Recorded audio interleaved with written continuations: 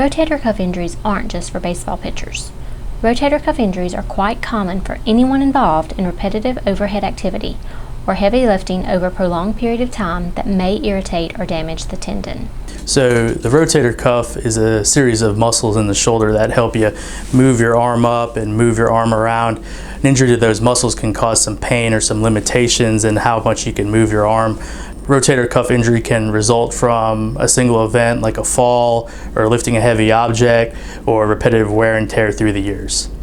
These injuries may be the result of either a substantial injury to the shoulder or from progressive wear and tear of the tendon tissue.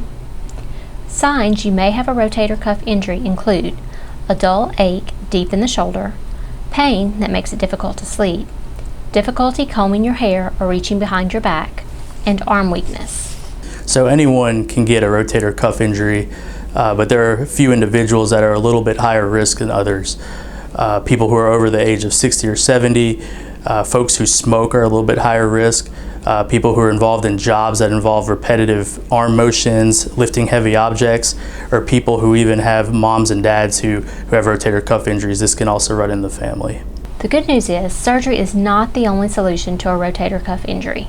So if someone has a minor injury or a partial tear, we don't necessarily have to jump into surgery at first. We can start with things such as physical therapy, over-the-counter anti-inflammatory medications, or even injections. If we do have a full thickness tear, or if we've tried those things that don't need surgery and they still haven't helped with the pain, we can consider surgery, and that would be a small incisions type of surgery where we put the camera in and take a look and reattach the rotator cuff. So for someone who has rotator cuff surgery, usually the process is a little bit longer than we think. Sometimes it takes between 4 to 6 months for full recovery.